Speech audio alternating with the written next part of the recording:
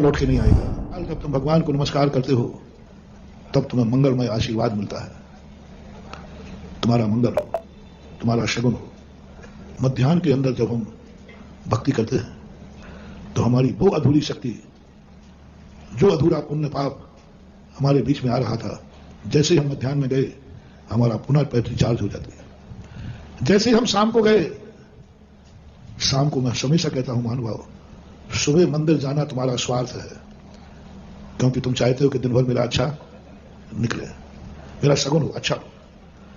और सुबह के बाद जब तुम शाम को मंदिर जाओ, बहुत अगर जो तुम्हारे जीवन में संकट आया है वो सुबह दर्शन करने से टल जाएगा। यदि शाम को नहीं गए तो दोबारा लौट के आ जाएगा,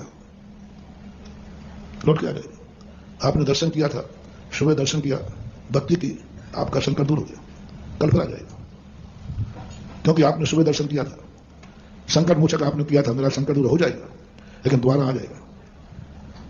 अब यदि तुम शाम को गए हो दर्शन, उसी मूर्ति के सामने शाम को गए हो, बस इतना कहा है भगवान तेरी कृपा से मेरा आज का दिन अच्छा निकला, मैं थैंक्स, आभार, भाषा कुछ भी होती है, मैं पुनः नमस्तु करने आया हूं।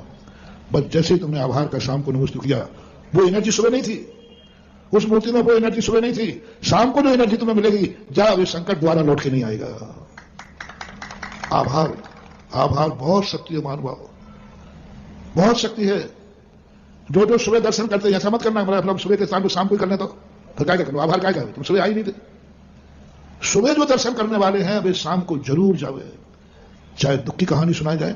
मान लीजिए तुम सुबह अच्छा करने गए थे, फिर भी नहीं हुआ, अच्छा बुरा हो गया, तो भी आप शाम को जाओ, भगवान कहीं चूक हो गई मेरी सुबह दर्शन में, कहीं भक्ति में कमी रह गई मेरी, मेरा काम बिगड़ गया, मात्र मैं सूचना देने आया हूं। आप देखना, जो काम तुम्हारे सुबह दर्शन से नहीं बना था, शाम को मात्र तुमने जाकर के सूचना मार दी, सुबह आपको समाचार मिलेगा, आपका काम हो गया। मैं प्रैक्टिकल करता हूं इन सब चीजों का, मैं शास्त्रों में जो लिखा रहता है मैं खुद प्रैक्टिकल करता हूं, मेरा नेचर है। और जब मैं इसको पूर्ण संतुष्ट हो जाता, मैंने 50 बार कार्य किया।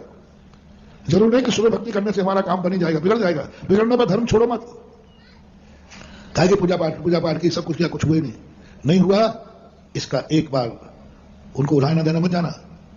भगवान सब कुछ किया, कुछ हुआ नहीं, उलाहना देने मत जाना, प्रतिक्रमण करने जाना। ओ समझो बात को, बहुत बड़ी बात। तुम सुबह भक्ति गए थे, शांति धारा करके गए थे, अभिषेक करके गए थे, बहुत उम्मीद थी कि मेरा कार्य हो जाएगा, लेकिन नहीं हुआ। आप शाम को मंदिर में छोड़ना, आप प्रतिक्रमण करने जाना।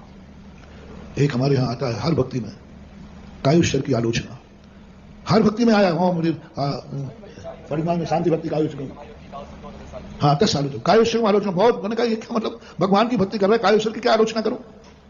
बाद में समझ में आया है कि कहीं मैं भक्ति में जरूर चूका होगा, भगवान मैं अज्ञानी हूं, मैं चंचल हूं, मैं रागी द्वेषी हूं, मैं आपकी भक्ति नहीं कर सकता, जरूर मेरे से कहीं ना कहीं चूक हुई होगी।